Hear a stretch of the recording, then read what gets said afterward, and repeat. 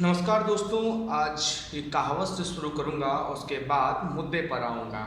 एक कहावत है कि पेट के दर्द से बड़ा देश का दर्द नहीं होता। ये बात मैं इसलिए कह रहा हूँ कि जिन बुद्धिजीवियों को ये लगता है कि अर्थव्यवस्था अभी भी पटरी पे है, जिनको ये लगता है कि सब कुछ खुशहाल है, जिनको ये लगता है कि मोदी जी ने 20 लाख करोड़ का पकौड़ा तलने वाला पैकेज दिया है, तो सरासर ये बात गलत है। मैं आपको बताऊंगा विस्तार से कि 20 लाख करोड़ के दावे को बीजेपी सरकार कहां तक सही समझती है और कहां तक ये सरासर देश हित में गलत है।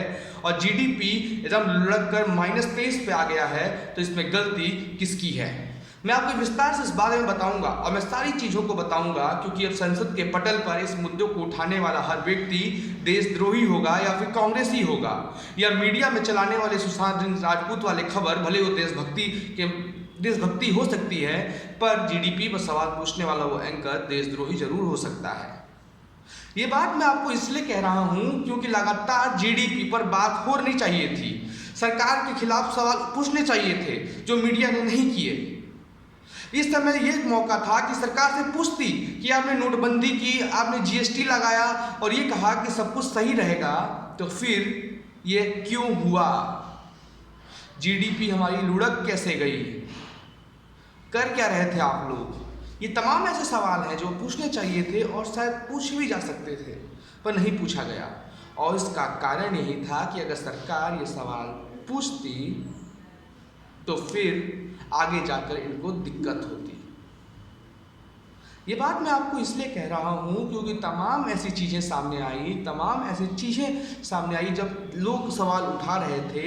यही भक्तजन जो लगातार फेसबुक पर उन्माद की भाषा बोलते हैं, ये उनको देशद्रोही और एंटी नेशनल, कांग्रेसी तमाम ऐसी चीज़ें बता रहे थे।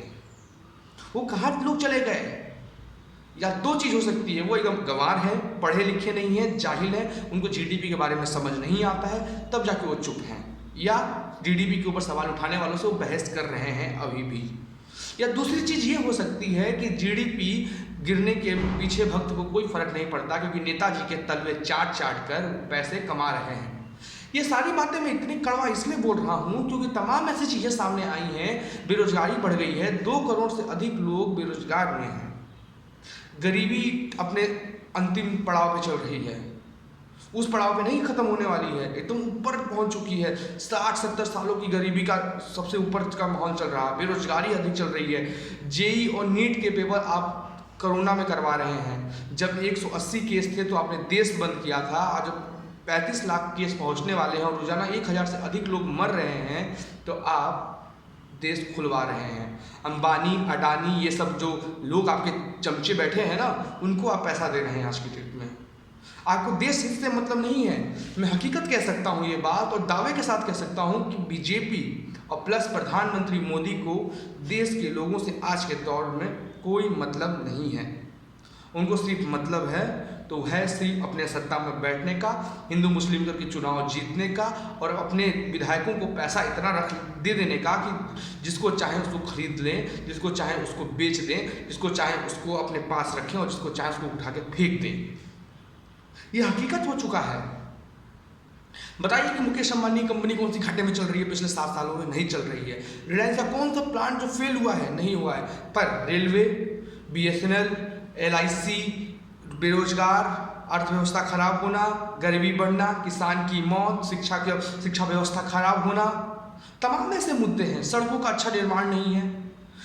काशी को आपने क्यूटो कहा था, आज काशी नालियों से परेशान है, रोडों से परेशान है। पानी की तो छोड़ देता हूँ बात में आपको मैं ऐसे ऐसे काशी में जगह दिखा सकता हूँ, बता सकता हूँ, जहाँ पे अभी भी रोड क्या खड़ंजा तक नहीं बस बिछा हुआ है कि जिस पर गाड़ियाँ चल पाए। लोग जुगाड़ कर करके जाते हैं वहाँ तक। ये बनारस का हाल है। ये प्रधानमंत्री के संसदीय क्षेत्र का हाल बता रहा हूँ आपको, जहाँ पे बीजेपी के 7 से 8 विधायक रहते हैं। बाकी तो छोड़ दीजिए, आप जगह है जितनी जगह है वो छोड़ दीजिए, पर ये प्रधानमंत्री के संसदीय क्षेत्र का हाल बता रहा हूँ। यहाँ ये हालत है कि अगर पुलिस रोड पर खड़ी है तो बीजेपी का झंडा देखकर गाड़ी छोड़ देती है और गरीब की साइकिल रुकवा कर चालान काटती है कोविड के नाम पे। वो उस देश में हम जी रहे हैं आज की डेट में। और अर्थव्यवस्था की बात कह रहे थे और अर्थव्यवस्था के मुद्दे पर हम बात कर रहे थे, तो 20 लाख, चलिए मानता हूँ कि अर्थव्यवस्था कोरोना के काल में खराब हुआ, पर पिछले 2016 से जो लगातार अर्थव्यवस्था डाउन हुआ, क्या वो भी एक्ट ऑफ गॉड था? क्या वो भी कांग्रेस की चाल थी? आप 2014 में सत्ता में आए थे, उससे पहले आपको 8.6 जीडीपी मिली थी और आपने लगातार उसको कम किया है, कहीं बढ़ाया नहीं है। आप बोलते हैं हम सही कर रहे हैं। अरे मुकेश अंबानी की 4G को सही किया, 5G ला रहे हैं, टाटा अंबानी को, SCL को, ये सब को आप कर रहे हैं। आप गरीबों के लिए, बेसहाराओं के लिए, बेरोजगारों के लिए अर्थव्यवस्था खराब होने के पीछे आपको कोई मतलब नहीं है। आपको मोर उड़ाना है, आपको वीडियो शूट कराना है, आपको फोटो शूट कराना है, आपको पोर्टफोलियो बनाना है। सही बात है, जिसके घर में बीवी ना हो ना, अपनी मन की बात 2 लोगों से ही करेगा और लोग डिसलाइक अब मारेंगे। भले उस आदमी को फर्क नहीं पड़ता डिसलाइक से, भले उस आदमी को ये भी नहीं फर्क पड़ता कि कौन क्या कहता है, उसको ये बात पता है कि जब चुनाव होगा तो बड़े बड़े वादे फेंक दूंगा हवे में और लोग कैच करेंगे, और जो नहीं कैच कर पाएंगे उनके लिए 500, 1000 रुपये या देशद्रोही का सर्टिफिकेट बांट कर चुनाव हम जीत जाएंगे। मुझे वाकया याद है, मेरे पिताजी आर्मी में हैं, मुझे वाकया याद है जब पुलवामा अटैक हुआ था, सारे शहीदों को, जो हमारे शहीद हुए थे, बहुत दुख हो जाता है बोलते हुए, पर वहाँ बोलना पड़ता है कि दिल्ली लेके आया गया था।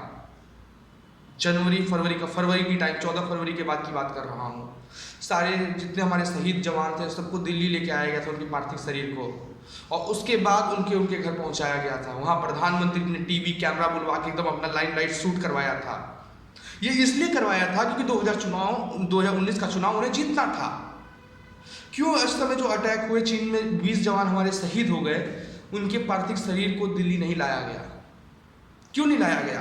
क्योंकि ये अभी चुनाव नहीं है। अगर ये चुनाव होता तो ये चुनाव के चलते ये सब कर देते।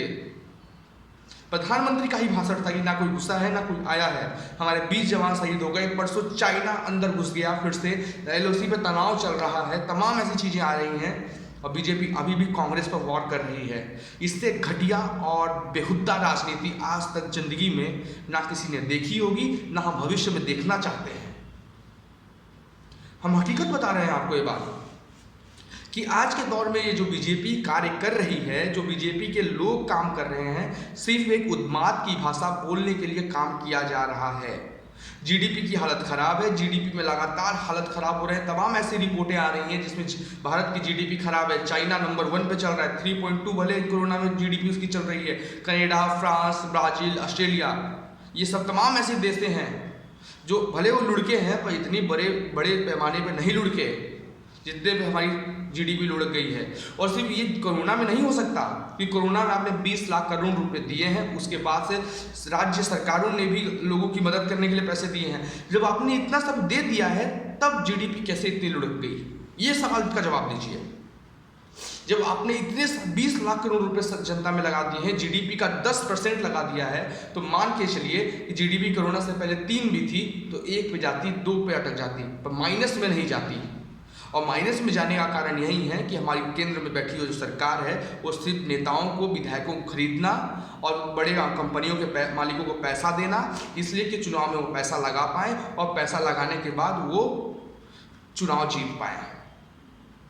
ये हकीकत आपको बता रहा हूँ कि विधायक और मंत्रियों को खरीदने के बाद ये नेता अंबानी को पैसा क्यों देते हैं?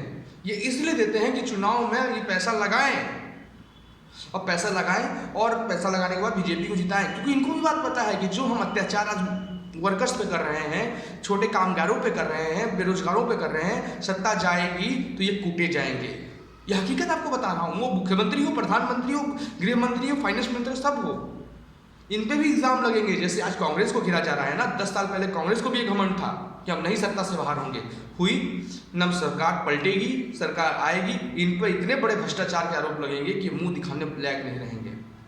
और तब हम ये बात पूछेंगे, आज जो आपको बता रहा हूँ कि युवा सवाल नहीं उठा रहे हैं, तो युवा सवाल नहीं उठाएंगे तो उस दिन मैं युवाओं से पूछूंगा कि आज जब तुम निहत्ते हो चुके हो, बेरोजगार हो चुके हो, गरीबी रेखा से नीचे गिर चुके हो और भीख मांगने को आमादे हो, तो इसके पीछे तुम्हारी खुद की देन है। और इसका कारण आप ही रहेंगे, क्योंकि आपने सवाल सरकार से नहीं उठाया, आपने सरकार से सवाल नहीं पूछा, आपने सरकार को जवाब नहीं मांगा, और जब जवाब नहीं मांगेंगे आप लोग तो सरकार को पता है कि जो युवा हैं इनको सिर्फ एक बार फोटो अपने साथ खिंचवाना है, उसके बाद ये जो हम कहेंगे वो ये करने को तैयार हो जाएंगे।